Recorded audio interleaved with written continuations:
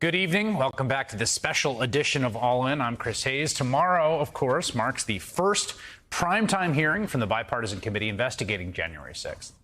And over the past 11 months, Republican Congresswoman Liz Cheney of Wyoming, the vice chair of the committee, has emerged as the public face of the investigation.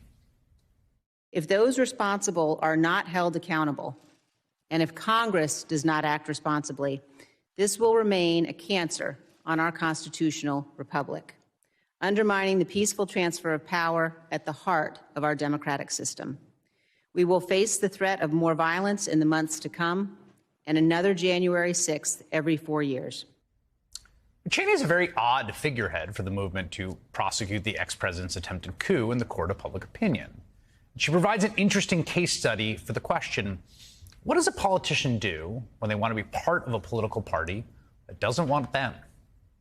I've covered Cheney's political career for almost a decade now. To be honest, spent much of it viewing her as a kind of an object of scorn. I mean, she is a hard-right Republican and one of the most extreme foreign policy hawks in the party.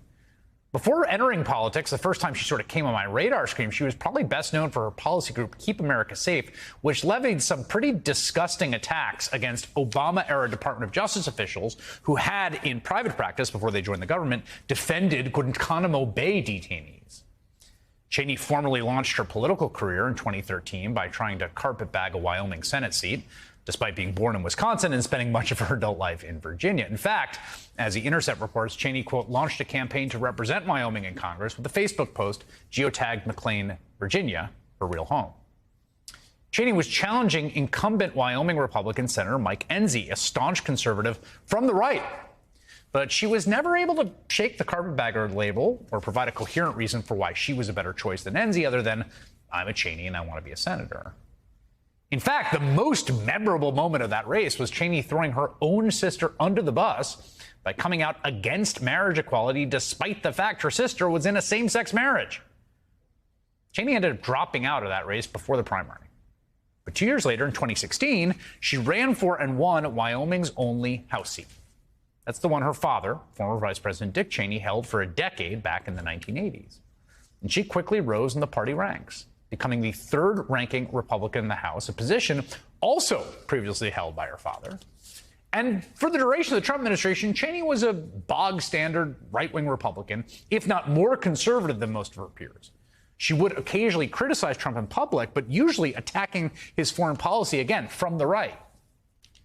Cheney voted with Trump's agenda nearly 93% of the time. That's more than, for instance, Republican Senate Leader Mitch McConnell of Kentucky or staunch Trump ally Congressman Matt Gaetz of Florida.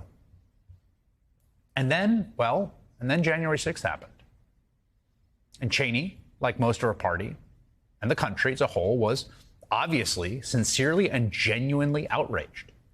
Now, at one level, she appears to clearly have made a political calculation that not only was Trump's conduct morally indefensible on substance, it was bad politics as well.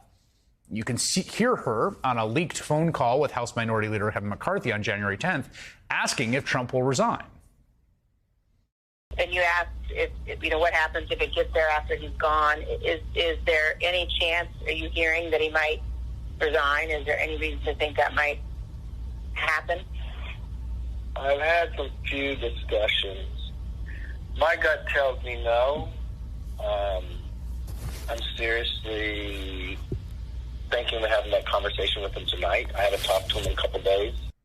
You can hear in that conversation that Cheney and McCarthy are sort of on the same page, right? Didn't last, because at a certain point, other Republicans, McCarthy among them, who had some mix of the first-order abject horror at what had happened and the second-order political concerns, realized the way the politics were blowing and just retreated. They either shut up about the insurrection or in some cases did a complete 180. Just 3 days after that phone call, 197 Republicans, including Leader Kevin McCarthy, who you just heard saying he considered telling Trump to resign, voted against impeachment. Cheney had the courage of her convictions, and she and 9 other House Republicans voted yes. And that was the beginning of the end of her political career, at least in its previous form. A few weeks later, McCarthy flew down to Mar-a-Lago to kiss Trump's ring and pose for a picture. And the party was firmly back under the ex-president's control, except Liz Cheney, the third most powerful person in the House Republican caucus, refused to go back to the way things were. She said, rightly, January 6th changed everything, correctly noting that Trump was a unique threat to our democracy. But for the time she remained in House leadership, even though Kevin McCarthy tried to oust her. The first time, in February of 2021, he used a secret ballot vote, and the Republican conference overwhelmingly voted for her to stay, which led to some awkward moments like this one. Do you believe President Trump should be speaking, or former President Trump should be speaking at CPAC this weekend? Yes, he should. Congresswoman Cheney? That's up to CPAC. I've been clear in my views about President Trump and the extent to which following January 6th, I don't believe that he should be playing a role in the future of the party or the country. On that high note, thank you all very much.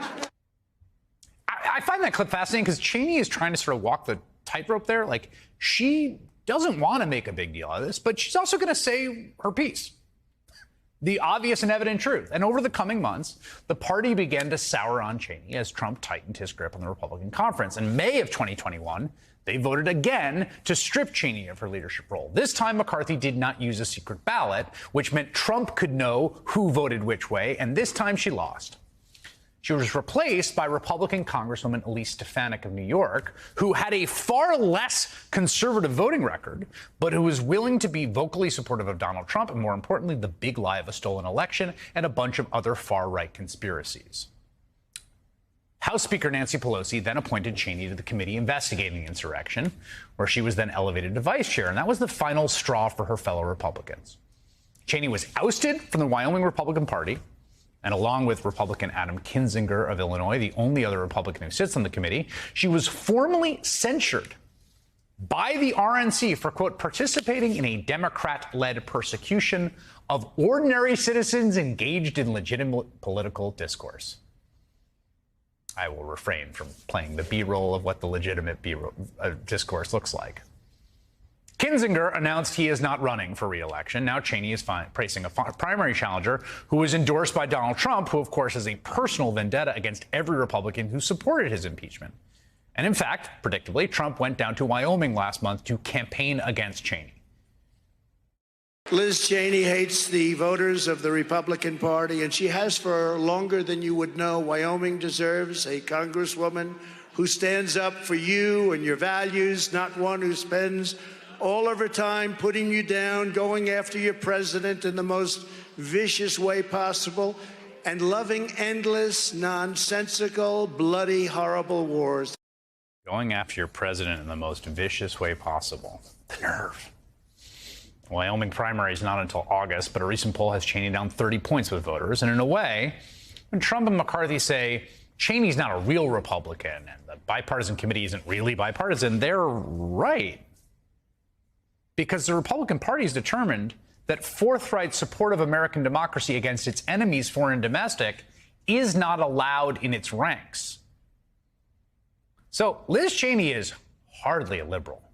She is a hardcore conservative with policy positions I find repugnant in some cases. But on this one defining issue of our age, the future and the enduring value of American democracy, Liz Cheney is on the right side of history.